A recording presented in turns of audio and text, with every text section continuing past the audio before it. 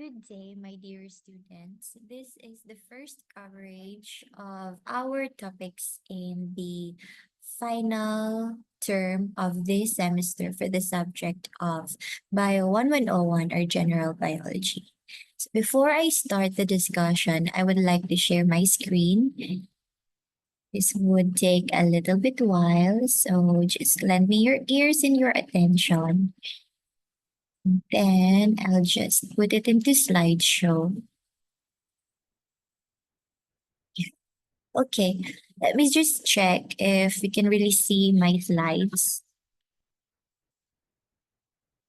Ayan. I think that's it. Welcome to the first lesson for this final term. We will be discussing the introduction to the tree of life or the phylogenetic tree of life. Why isn't it? Yeah. So first, let me ask you a question.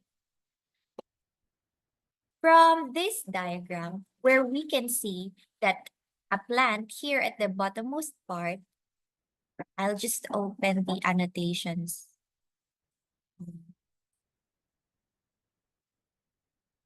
This one here at the bottommost part. And then we also have two more organisms found here. We also have a mushroom, and then the other one is a human. Okay. But if we look at the relationship of these three organisms, by just basing at their common ancestors, we can actually say that the fungi or the mushroom is actually more related to the human when compared to the plant and also the human, and then plant and also the mushroom. So you are actually basing the relationships here through these cladogram branches. Okay, so as we go on into the next step of this discussion, we will further understand how the phylogenetic tree of life is actually constructed. Okay, so what is systematics? I'll just transfer the other things here. When you say systematics, this is actually the process of classifying organisms and determining their evolutionary relationships. This has evolved through time, in which it is composed of two branches. First is taxonomy, and second one is phylogenetics. So, in taxonomy, you are actually classifying the organisms based on their taxonomic ranks, while in phylogenetics, you are actually tracing their evolutionary history, meaning you are going to look back to the time frame, to the timeline of who their ancestors really are and how they are related to each other.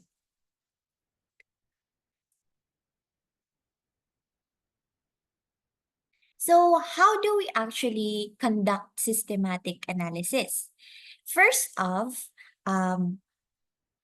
so that we can trace their evolutionary history, we base our tangible evidences through fossils. Yes, yung mga na nahuhukay natin. And then second one is through the morphology. So we tend to differentiate and then generalize and then compare the different structures of plants and animals of how they are actually related to each other homologously, not analogously. Okay. And as the technology progresses or has modernized, we are not just basing our degree of classification of organisms from the morphology itself, but also through molecular evidences. Kasi back in Linnaeus times, yung our father of taxonomy, they are just classifying organisms through morphology on what they can see on the bones and the structures of the organisms. But now, since we can actually analyze the DNA sequences and the amino acids that these DNA sequences produce or synthesize, you know. So, um, mas naging rigid or firm na yung ating pangalan yan, theory on evolution. Okay, next slide. So, I actually mentioned that we are basing the morphological structures based on their homology, di ba? So like for example, we have here the wings of the bat, the forelimbs of a mouse, and then the human arm. So if we look at them, like, externally, you can say that these forelimbs and wings are actually different from each other, right? Because the wings of a bat is used for flying, forelimbs of the mouse is used for, crawling, and then the human arm is used for grasping things and, yes, reaching things. But if you are looking at their homology, it means that you are analyzing the similarity of their anatomy, their embryology, morphology, and genetics, even if they have dissimilar functions. Meaning, kahit iba-iba yung gamit nila, pero kung titingnan mo deep inside, pare-pareho pala yung arrangement of bones, yung pangalan yan, gigikanan sa katong bone structures ka nag-arise, sa katong um, nag-ano pa siya, pangalan na pa siya sa fetus na stage, and that. Okay, so mo na siya ang homology. While when we talk about analogy, it is actually the similarity superficially but anatomically dissimilar. So, yun yung kaibahan nila sa homology. Hindi sila magkapareho ng anatomy, pero they are doing the same function. If you look at it externally, parang pareho sila because they're doing the same function. But deep inside, in their bone structures, how their, pangalan niya, these structures formed, they are actually not similar. So, a good example of this analogical structure is bat wings, diba? Used for flying. Butterfly wings, still used for flying. Bird wings, still used for flying, but they are not the same. So, how come I can say that? So, like for example, the butterfly wing, diba? It's made up of scales. While yung bat wing, it's actually made up of bones. Bones that are also dissimilar in arrangement from that of the bird wing. And then the bird wing has feathers. While sa bat wing, lang siya, para siyang skin. So that's it. So from these homological differences, we have constructed the phylogenetic tree of life. So as you can see, we have a little bit complex na arrangement of the tree of life, wherein it is composed of 3 domains: domain Archaea, domain bacteria or eubacteria. When you say eubacteria, true bacteria, and domain eukarya. So you can spell it out as C or K. K-E-U-K-A-R. Y-A. And then here is another more complex, the phylogenetic tree of life, and then another because you can actually construct it in so many ways.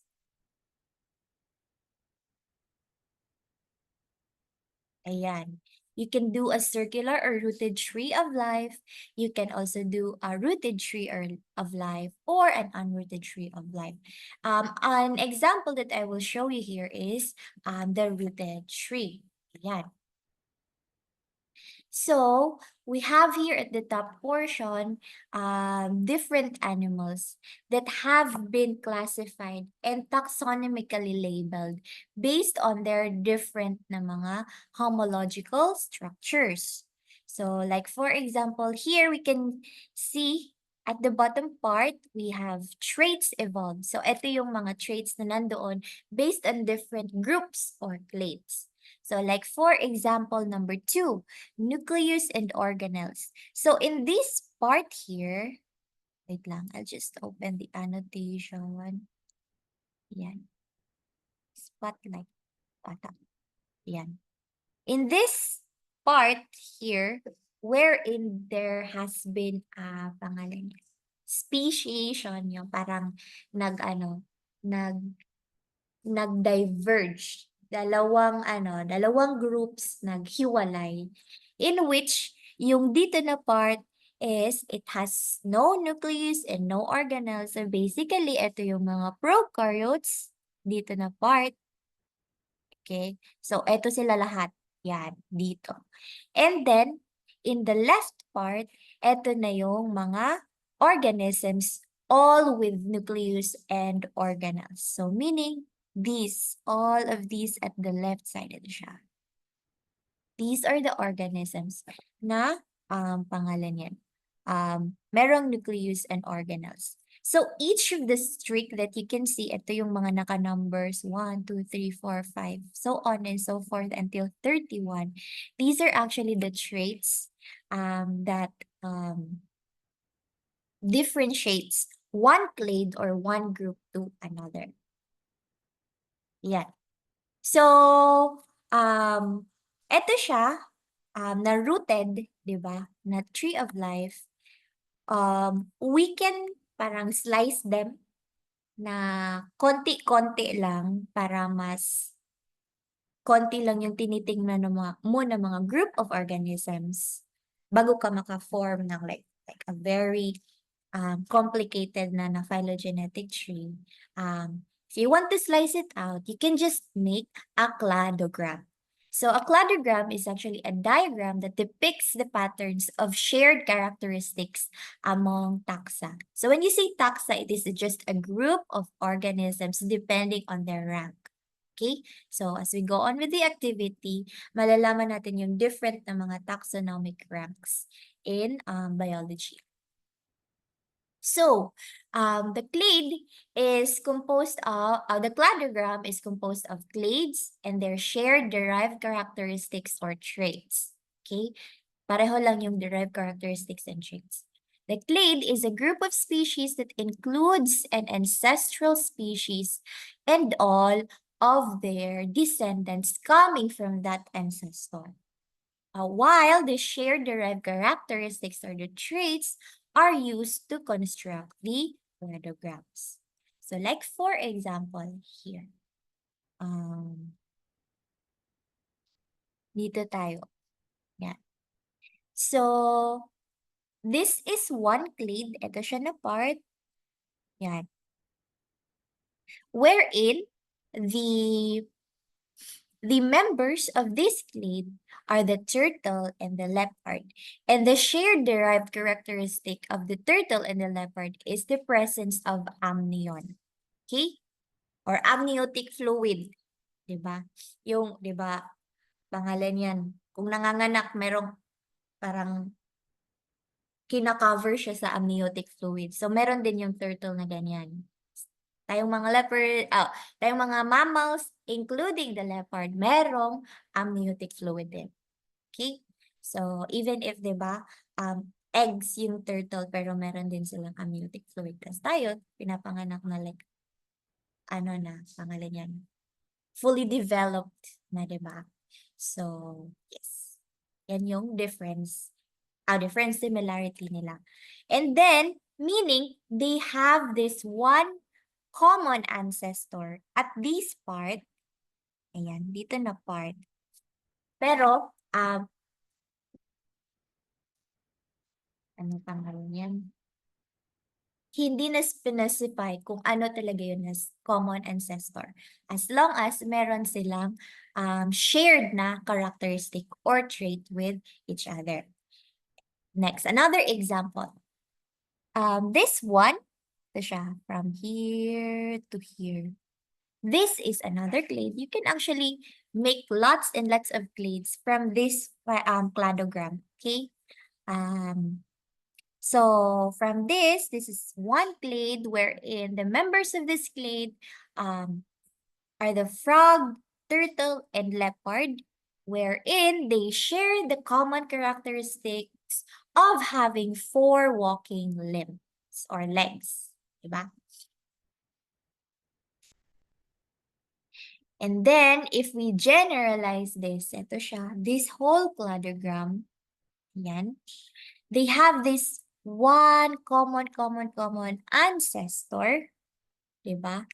And then all of the members of this cladogram are the lancelet, lamprey, bass na ano, na fish, frog, and turtle, and leopard. Okay, that's it. If you want to construct your own cladogram, you can just use this matrix in which you will put 0 for the absence of this characteristic and put 1 for the presence of these characteristics. And then, from that moment on, pwede ka nang makagawa ng your own version of cladogram or phylogenetic tree. So, of course, yung merong pinakamaraming 0 or absence of that shared characteristics, eto siya yung magiging outgroup nila. Okay? Like this, the landslide. Sorry.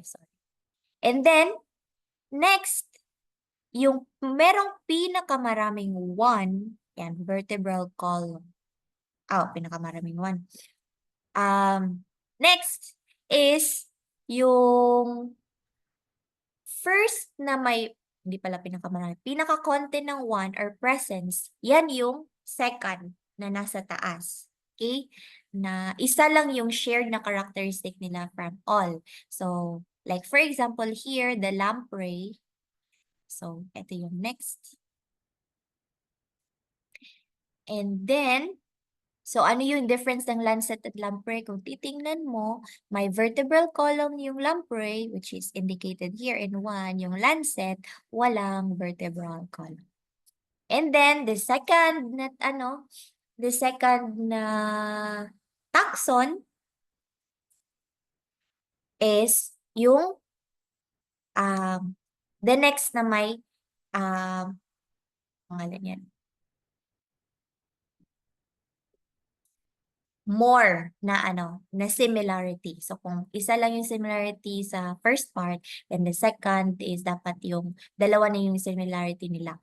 Which is meron na siyang vertebral column plus hinge jaw, meaning na siya yung jaw nga ka nang open and close. So this is the bass na fish. Yan. And then third na taxon na you will put is yung may next na naman na similarity, more similarity, so on and so forth. So what can you infer from this cladogram? You can actually see how related these organisms from each other. So automatically you can say that the leopard is the most distant na relative doon sa lancet, di ba? Kasi malayo na sila based on the cladogram. And then the turtle and the leopard are the most related na mga organisms. Lastly, the branches of the lengths of the branches can also indicate the time interval of how they have speciated or naging more specific na sila nga species. Yan. So, meaning, yung leopard is in the timeline of, organisms, mas later na siyang nag-arise.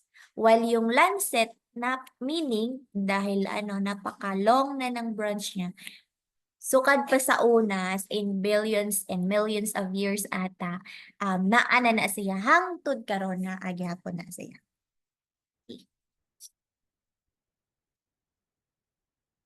Well, you can actually do a simple activity on this using, just cookies, um, where you will group these cookies.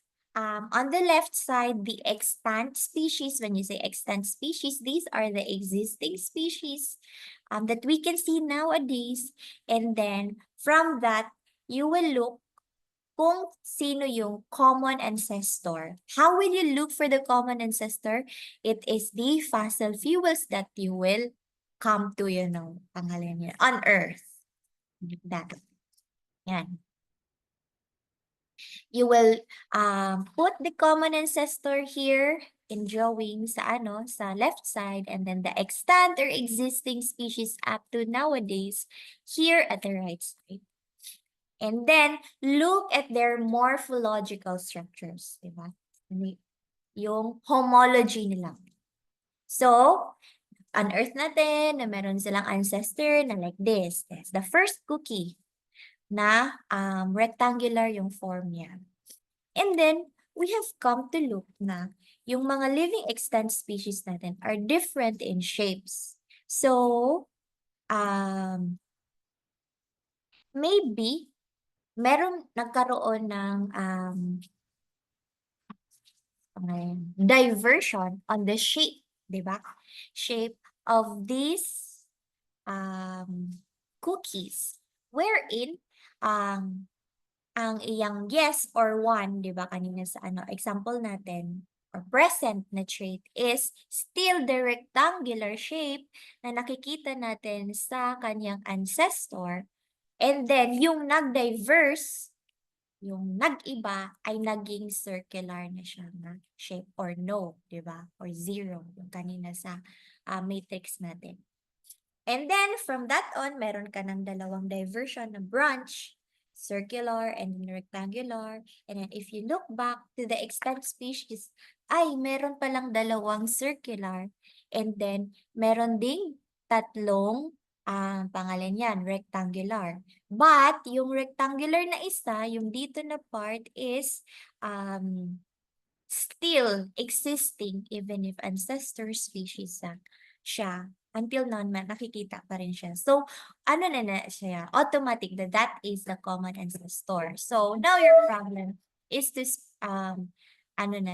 specify yung dalawang rectangular na shape.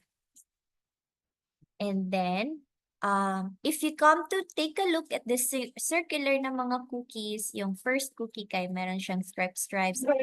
The second one is not. So, meaning, they are different na pangalan yan, organisms. Ayan. Nagkaroon din siya ng another na diversion of characteristics or traits.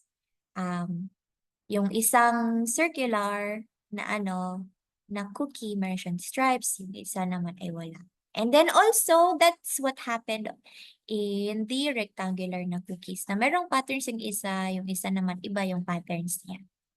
So come to think of it, if we look at it in our surroundings, nga no makaingon man ta nga lahi ang leopard, cheetah, lion, o tiger, di ba? Nga na siya. Through the, pangalan niya, making these cladograms and phylogenetic relationships. Okay, now we're already done with phylogenetics. Let's move on to taxonomy. Ayan, balik sa taxonomy is through classification. Okay? I-classify nato ang organisms based on their taxonomic ranks. So, taxonomy is actually the science of classifying and naming organisms. And the father of taxonomy is Carolus Linnaeus. Okay. Hindi ko na move. Ayun yung mag-move. Wait lang. So, in taxonomy, the end point here is to make up a binomial nomenclature, or meaning two words na naming, di ba? Where you will name your organism, specific organism,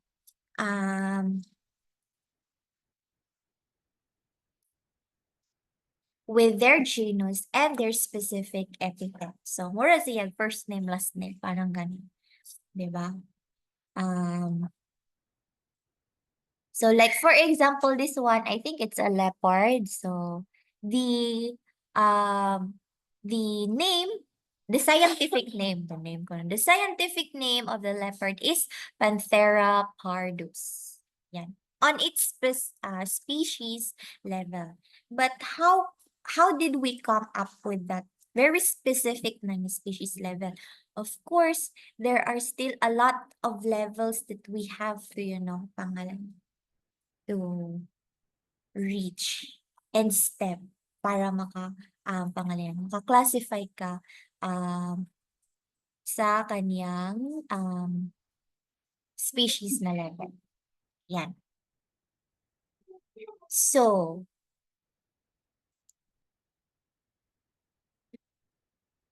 wait lang. So, what are those na mga lower na levels? First of the domain. Asa ba to? In the phylogenetic tree of life, it is composed of three domains: the domain bacteria, archaea, and eukarya. Okay? So, bacteria, of course, mga bacteria ning naa dinhi nga sulod, mga unicellular, di ba? Walang nucleus, prokaryotic.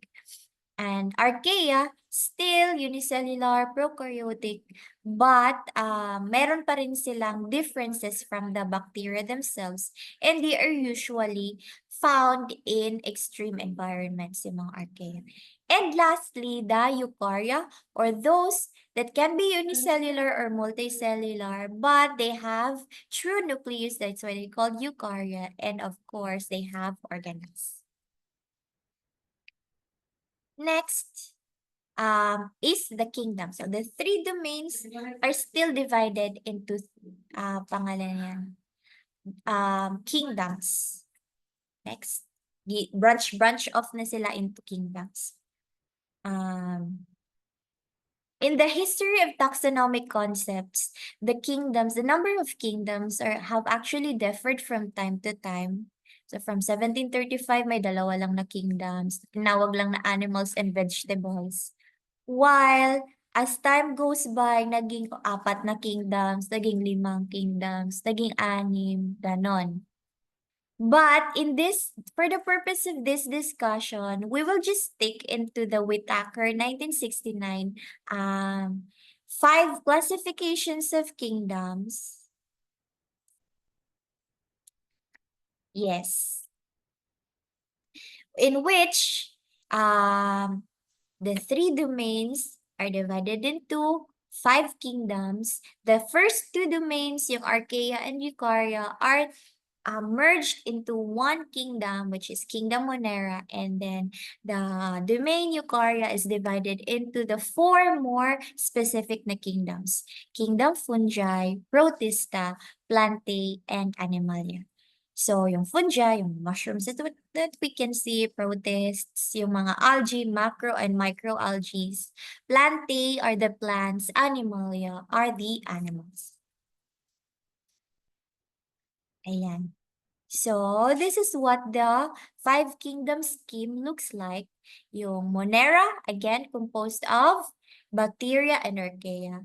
Then, yung Eukarya, the main Eukarya is divided into 4: protists, plantae, fungi, and animals. So that's the reason why we are using this one is because we want to highlight that the protists are actually very diverse, in which there are some protists that can be plant-like, protists that can be fungi-like, and protists that can be animal-like. So you have already observed it, di ba, in your laboratory activity. Here in this diagram, the five kingdoms have been differentiated, di ba? Ayan. So, yung Monera, the difference between Monera and the rest, prokaryotic siya. And then the rest are eukaryotic. Cell wall, may kingdom plantae na may cell wall, pero ko na pangalan yan. Dapat cellulose. Cellulosic to siya. And then sa Monera, hindi siya made up of cellulose. It's made up of peptidoglycan. And then nuclear membrane, organization, mode of nutrition, yan yung mga differences. So kindly memorize the three domains. Yan, Archaea, bacteria, and eukarya. And then the five kingdoms, Monera, Protista, Fungi, Plantae, and Animalia. Because you will not have any signs or like clues from the names from these two na mga taxonomic ranks. Okay, after the kingdoms are still differentiated or like branched off into different phyla. Phyla is the plural for phylum. Pangalan yan. In plants, phylum, and a phylum name ends with phyta. So like for example, wait lang, basig mano ta. Embryophyta. Embryo? Sorry. Bryophyta. Anong embryo? Bryophyta. These are the mosses. And then fungi, they end with mycota. Basidio, mycota. Hindi ko sure kung ba ito. Pero yeah, it ends with mycota basta mga fungi. Mga pangalan. Mga mushrooms. And then sa animals, wala siyang masyadong kaparehasan for me. Okay, like for example, phylum Chordata, Chordata, ito yung mga vertebrates. Yes, all vertebrates, birds, and yes. And then, pangalan yan. Ang mga invertebrates, iba din. Cnidaria. Cnidaria yung mga jellyfish. Arthropoda, yung mga insects and yes, arthropods. Nematoda. So it ends with up. I don't know.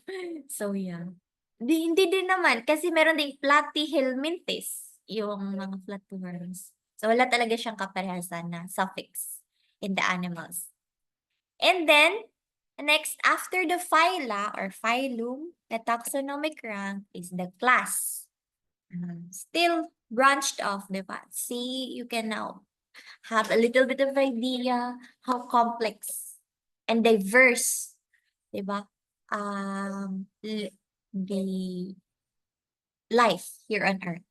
So, in class na taxonomic rank, if you have plants, they end with opsida. So like for example, Magnoliopsida. So these are I think the flowering plants. Next, in animals, they end with ya. So like for example, in this diagram here, Mammalia. Yeah. And then in algae, they end with Pisces. And then in fungi, they end with mycetes. So like for example, actinomycetes. And then next na level, next na branching na naman is yung order. So the order na taxonomic rank, they end with Alice. Okay, sa plants. So, ano sa mga examples sa Alice? You will Get an example of it sa kanan na a little bit of activity din after the slide. And then sa animals is S. So like for example, primates, ES. Yan. And then in the family, the taxonomic rank, branch off na naman siya. If we have plants, fungi, algae, they end with Aceae. So like for example, Fabaceae. Diba? And then in animals, they end with ide. So like for example here, sa diagram natin, yung mga humans niya, pag-classify niya into taxonomic ranks for the humans, Hominidae. Okay? And then for the genus level, it is only composed of one word, but it should be italicized, and the first letter should be capitalized. So like for example, for us humans, homo, diba? So big letter H, italicized. And then for its specific na scientific name, the species level, diba? Kaya diba daghan mong mga evolved mga Homo erectus, Homo habilis, yes. Homo neanderthalis. So, ang atong mga modern humans na we are now called as Homo sapiens. Should be two words, italicized. The first word is the genus name, and again, it should be in the first letter should be capitalized, but the second word in its first letter, it shouldn't be capitalized. So like this one, Homo sapiens. Okay?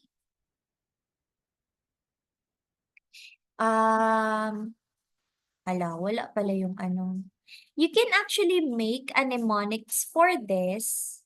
Actually, I made mnemonics pero like hindi pala siya nakikita dito. Para mas ma-memorize nyo yung taxonomic ranks. Wait lang. I'll try to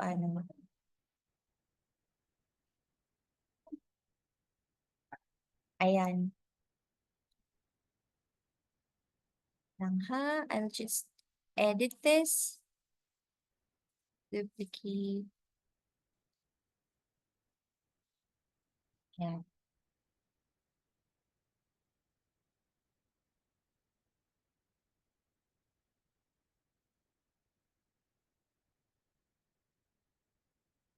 So, para mas madali niyong ma-remember yung mga taxonomic ranks, remember the mnemonics. Dear King Philip came over for good spaghetti. Yun.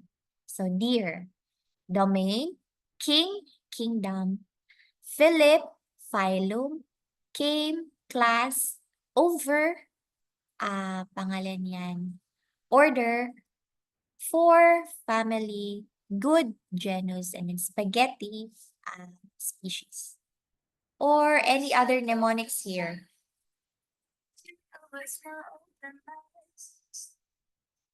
Hello. Nagbilin ra ko sa sa guard o kanang kuya. Kasi, oo. Okay, sige, sige.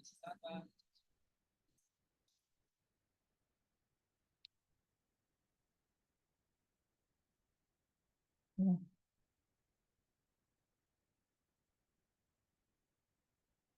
Yeah.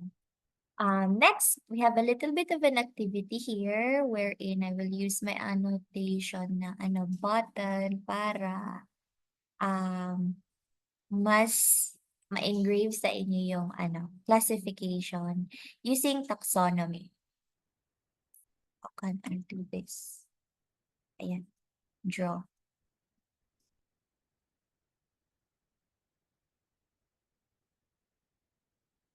First, we have here Pterocarpus.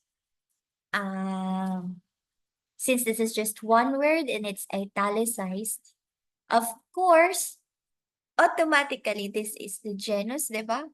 The genus na rank. Ay, hala, sorry.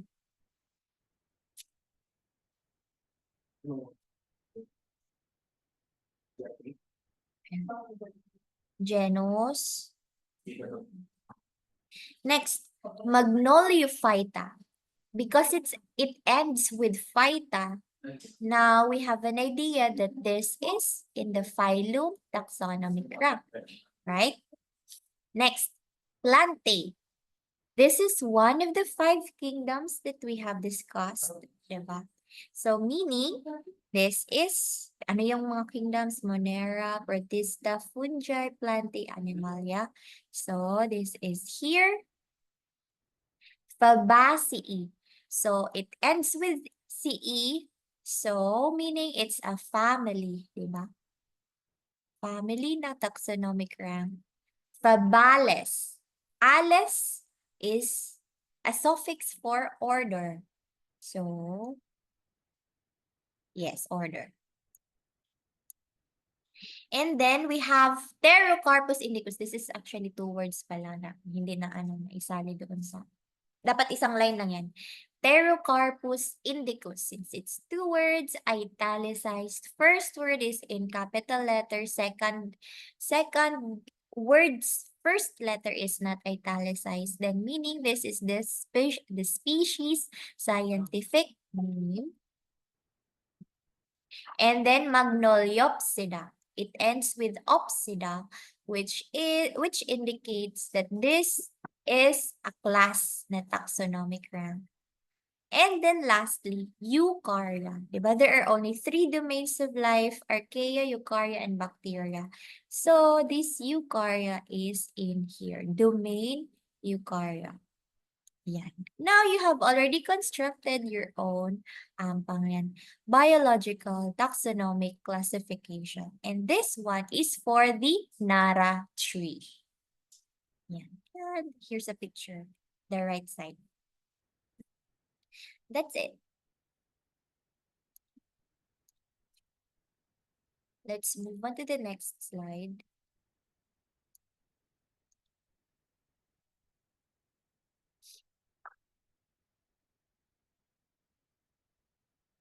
Since we're already done with using the homology, diba, as the basis of pangalan yan, classification of organisms, now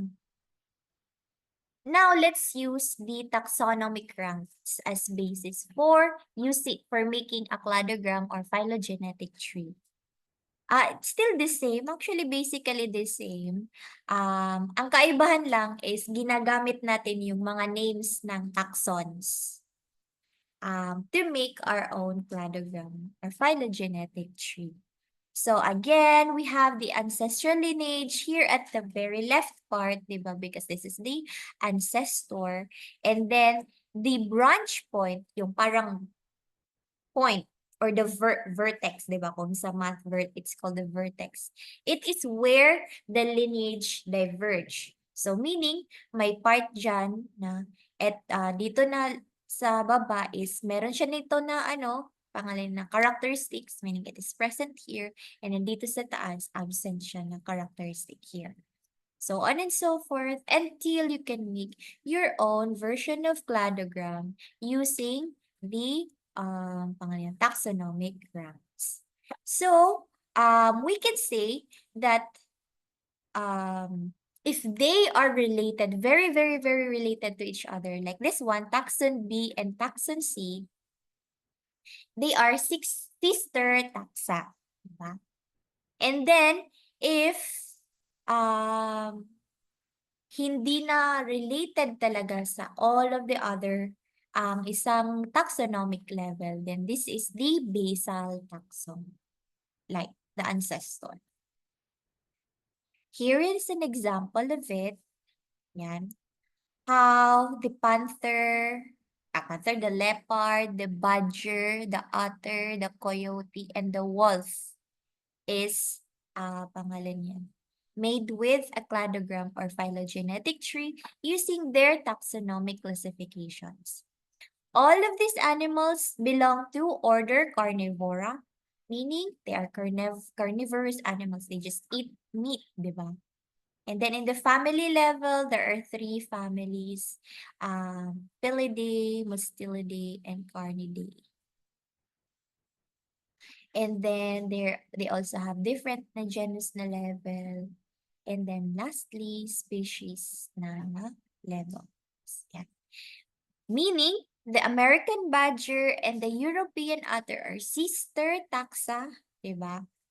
And their basal taxon is the panther.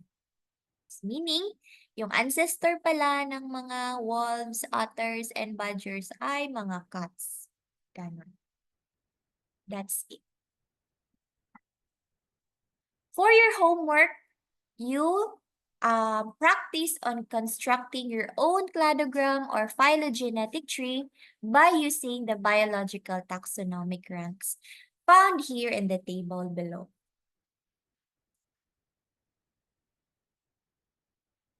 So, since we have already been introduced, diba, how organisms are actually classified from one another. Now, we already have a complete picture of how diverse life forms are here on Earth. We can see that there are some prokaryotic unicellular organisms.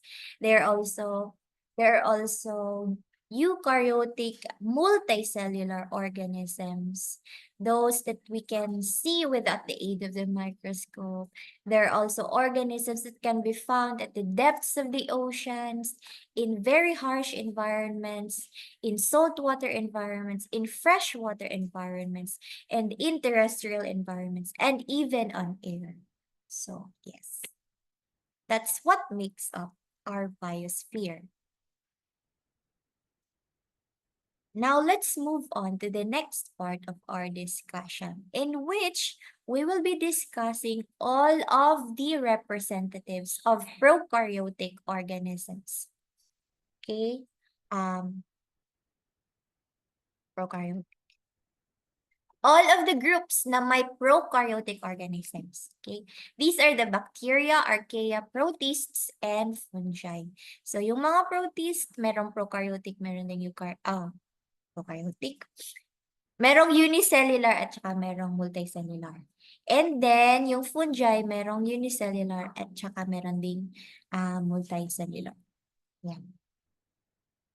Again, just a review, bacteria and archaea are the belong to kingdom Monera. These are the prokaryotic na mga organisms. Yan. Now, let's first discuss kingdom Monera. This is the oldest and most abundant na kingdom, di ba? Even if we can't actually see them without the aid of the microscope, but actually they are the most abundant in terms of number and even in diversity. They are prokaryotic because they don't have any nucleus, they are microscopic, they are unicellular, and they undergo asexual reproduction. When you say asexual reproduction, there is no need for, the diffusion of the male and female gametes to form one new organism. It's just its whole body and then just splits into two, and then yes, that's it. Two new organisms or individuals have sprung up from that. And then they are the smallest and simplest organisms. It is composed of two domains, or yes, you can say it's subkingdoms, Archaea. Sometimes you can see in references that it's called as archaeobacteria, but this term is already an extant term. Oh, extant ba din? Archaic term, meaning hindi na siya pangalan niya phenomenally applicable na yung Archaeobacteria, because Archaea are very, very different from the true eubacteria or bacteria. Yan. First off, Archaea, they are the first life forms on Earth. They resemble the first life forms on Earth. They are primitive, and they they are able to live in extreme conditions. So, 'di ba,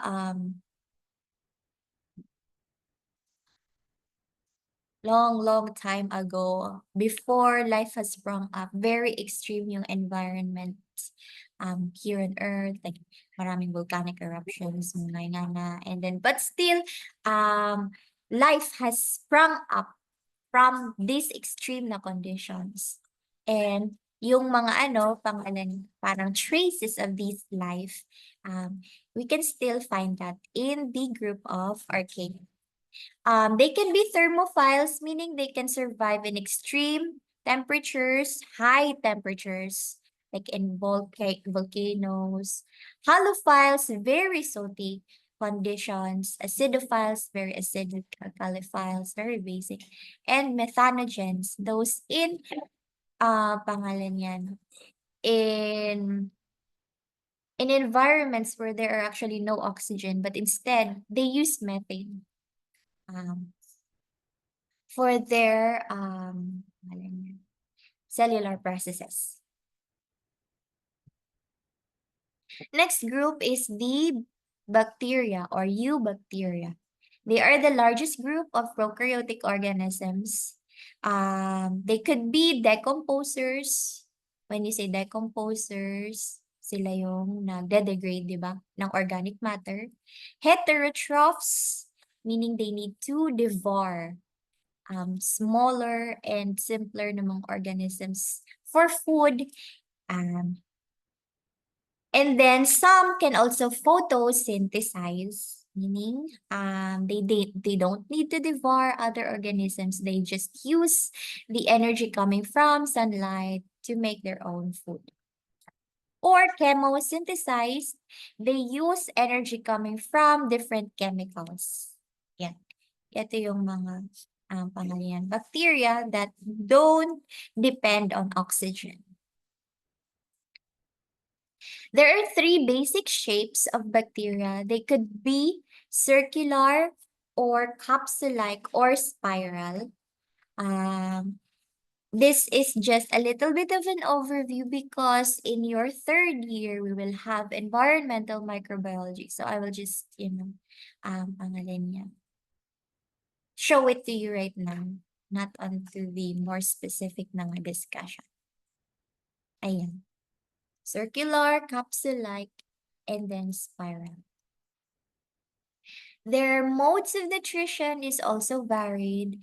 They could be heterotrophs, but they could also be autotrophs. So when you say heterotrophs, they need to devour. Autotrophs, they don't need to devour because they will just use energy from sunlight or energy from other chemicals. Ay, chemotrophs pala yun. Or from other chemicals. Autotrophs from sunlight lang. And then,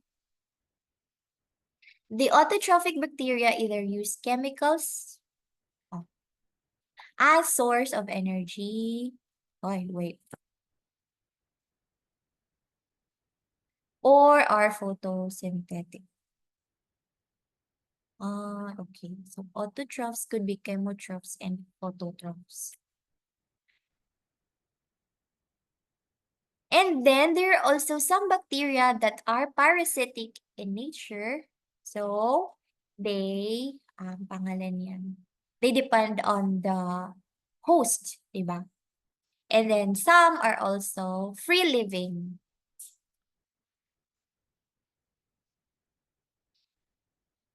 Some are saprobes. When you say saprobes, they feed off dead organisms and wastes, like decomposers. And they reproduce asexually, specifically through binary fission. So when you say binary fission, just splitting that one cell into two because the DNA is already copied beforehand, and then it's distributed from those two separated mga cells, forming two new individuals. Next group is the protists or kingdom Protista. Let us recall that, pangalan yan, this is the first na kanang group of eukarya, hindi na siya prokaryotic, meaning they already have nucleus and organelles in this group.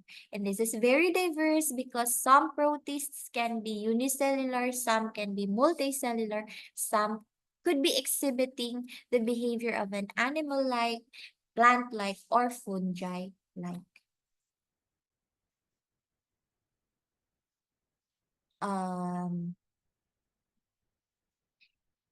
Ayan.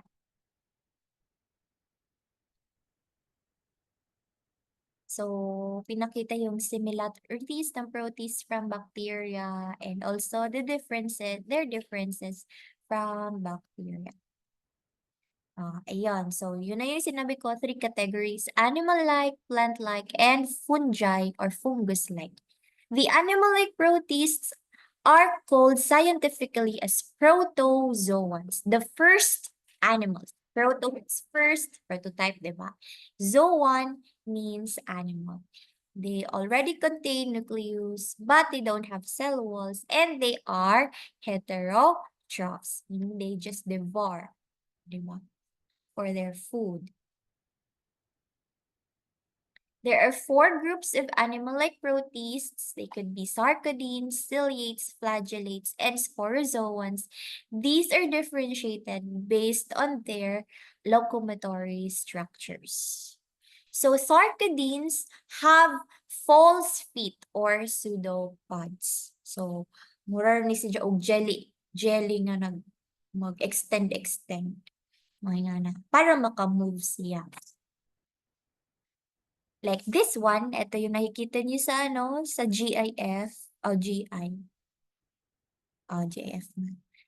Na yung para siyang jelly is pero magkanat-kanat ra siya. Depending kung asa siya mo pangalan niyan. Mupadong.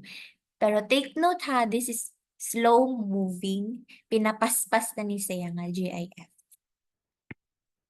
And second are ciliates, diba? We have already discussed cilia. And meaning their locomotory structure is cilia. Yung mga numerous tiny hair-like na mga projections.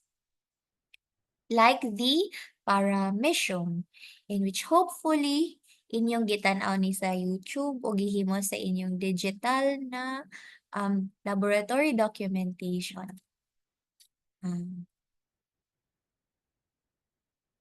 And then we also have flagellates. Because they have flagellum or flagella for their movement. So, yung long, yung kanina short na hair-like, ito sila, long whip-like na mga structure. And lastly, sporozoans. So, yung difference nito from the others is that they are parasitic. Okay, since we're already done for the different animal-like protists, let's move on to the plant-like protists or the algae, meaning they are autotrophic. Okay? They could be unicellular or multicellular. They could exist in one or in colonies, and they are autotrophic, meaning they can photosynthesize. Actually, 70% of the oxygen on Earth is actually produced by these plant-like protists, or what we call as the phytoplankton, di ba yung mga plant-like unicellular protists, yan. Phytoplankton, microalgae. It has 6 groups. Yung mga plant-like protists, 3 groups, yung nasa taas are, pangalan yan, microscopic. That's why they're called as microalgae. The 3 more groups na nasa baba, red algae, green, and brown algae, are macroscopic. Meaning, we can just see them without the use of microscope. So, first group are the euglenoids. So, eto sila is that they have They are color green. They live in fresh water. And then they have flagella for their locomotion. And then next is diatoms or diatoms, however you call it. They could be found in marine or freshwater ecosystems. And what's different from this and that of the others is that they have glass-like cell walls because of their silica, I think. Oo. Silica content in their cell wall. Next is dinoflagellates. Um, it is still unicellular, and then they have two flagellates. Flagella, I mean, yung pang ano niya, pang move niya. And then they are colorful and they can glow in the dark. So if you come to find some videos in TikTok where kapag merong waves sa isang beach and then nagko-color blue yung ano, yung dagat, that is because of the dinoflagellates that have been disturbed there. So yes. And another disadvantage,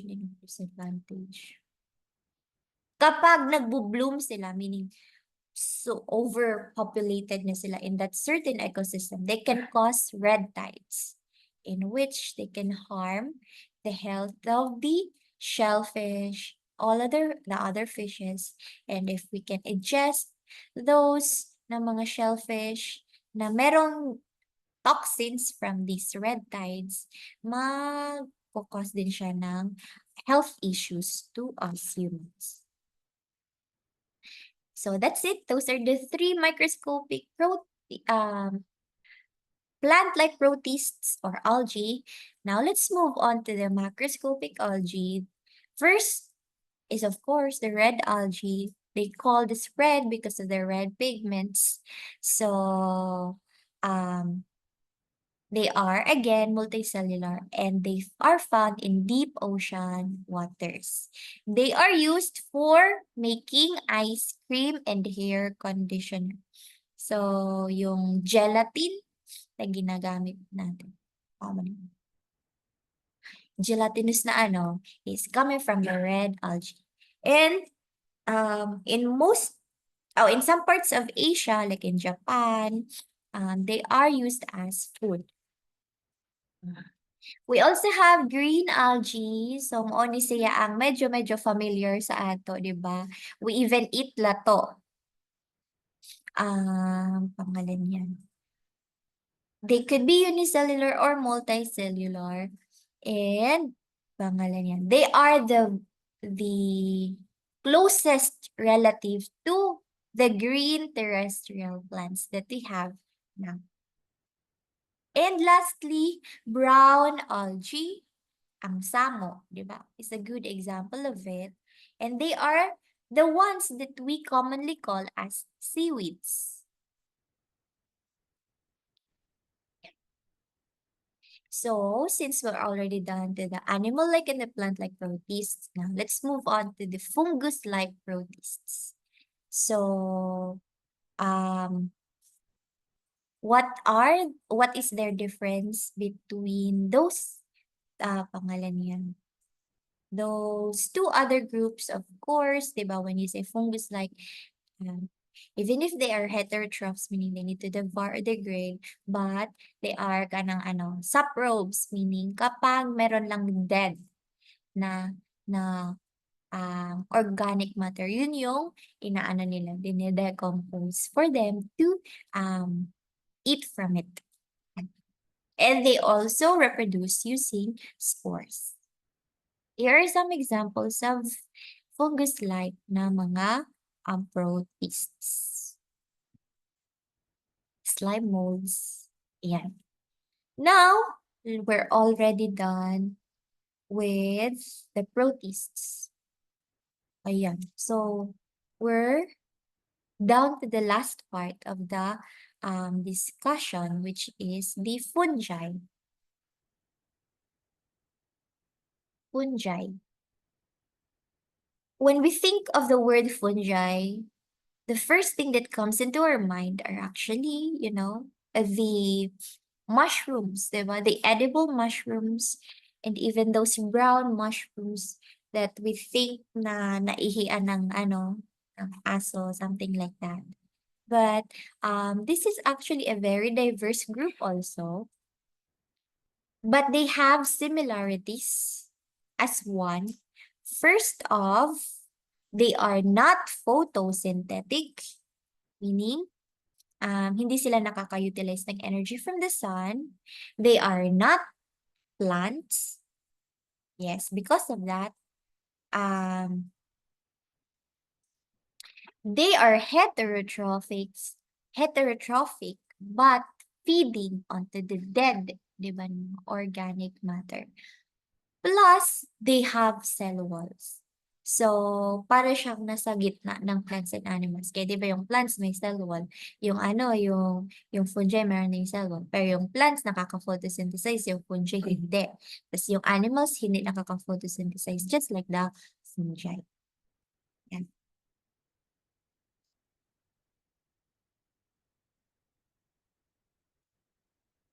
Okay.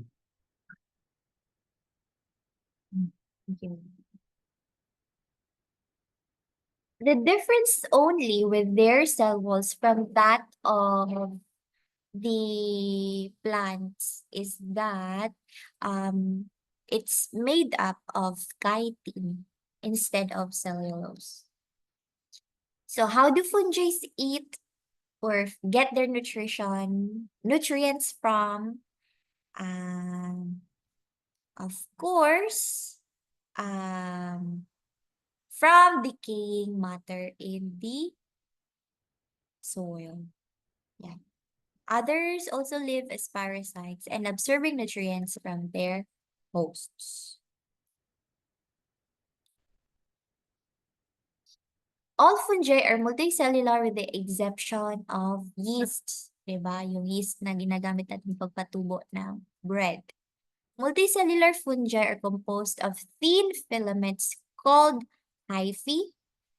There is one group that have pangalan yan. Submitted yung ganito na output, yung hyphae. So, kindly take a look at it.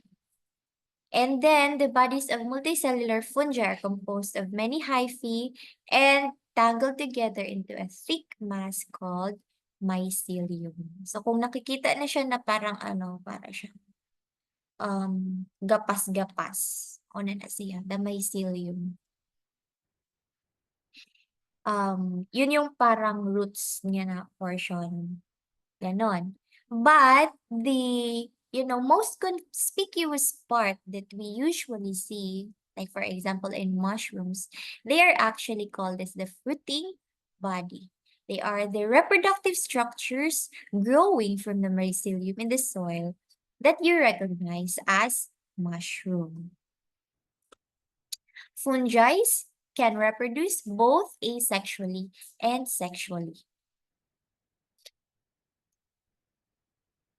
Sexual reproduction involves two different mating types, meaning there are positive and negative.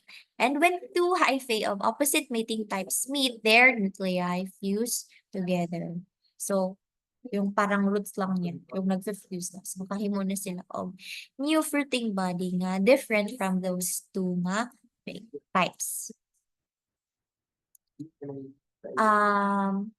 Lastly, what is the importance of fungi in the environment? Paleontologists state that fungi actually helped early plants to obtain nutrients from the ground. Kay, pangalan yan, they are the ones who decay, di ba? Ako na mag-release man sila of chemicals for the easier decomposition of pangalan yan, of organic na matter. So, as these organic matter become more abundant, it also becomes more available to plants for them to also use it. Diba?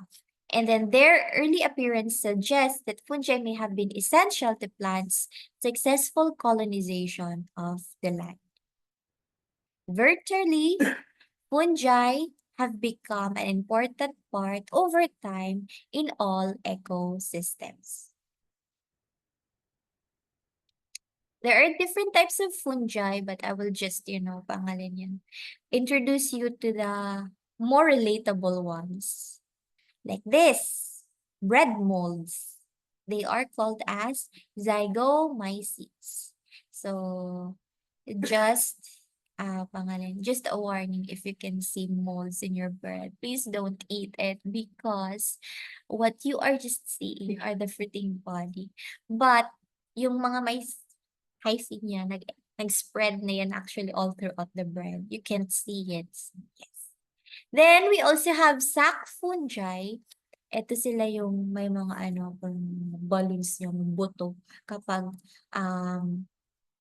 yung term is parang kapag mature na yung mga spores. And that's how they disperse, diba? Their spores through the environment.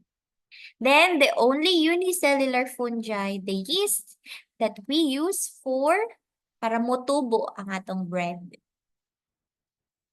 Then, there are also edible mushrooms, diba? In which we consider very delicious. Although wild mushrooms are edible, many are poisonous. So, you should never pick or eat mushrooms in the wild, especially if you're not an expert of gathering mushrooms. So, many are saprobes, meaning they just feed on decaying matter. Others are parasites, meaning they depend on the host. And then others are symbionts. When you say symbionts, they are closely and mutually in association with other species.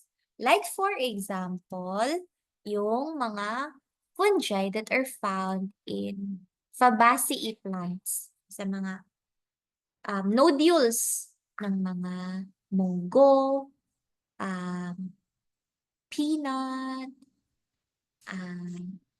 yeah, yung mga nitrogen fixing, nitrogen fixing. Basta yun na yun. Yes. Basta na yan. And then, another example of a parasitic fungi is this, a cordyceps. Pangalan yan. Yung ginagawa nila ay ini-invade yung body ng ant para maging zombie yung ant. Yes. Tapos, those symbionts form symbiotic relationships with their partners for them, both the fungi and their partners, to benefit from each other. Yan. And lastly, we have another example of a symbiotic relationship in which we call this an assemblage. This is actually not one organism. It's actually an assemblage of two or more groups of organisms, the lichens. Lichens are actually a symbiotic association between a fungus, so merong fungus nga part yung lichen, and a photosynthetic organism, usually a plant like Protista or pangalan yun? An algae. Yan. For you to form a lichen. So those lichens that you see sticking out the bark of trees, those are actually not one, but two organisms. Yan. Helping each other. What is the pangalan yan? the function of the algae in the lichen. Of course, they carry out the photosynthesis, while the fungus collects the water and minerals, diba? And protects the algae. Another symbiotic relationship is yung mycorrhizae between a plant and a fungi. Yan na yung sinasabi kong nodules. Those fungi that are living in the nodules of plants. The fungi releases the enzymes for the to free nutrients into the soil, while the plant provides the fungi with food through their synthetic activity. Yeah, that's this one. This is an example of a mycorrhizae. Yeah, that's it. That's the end of our discussion.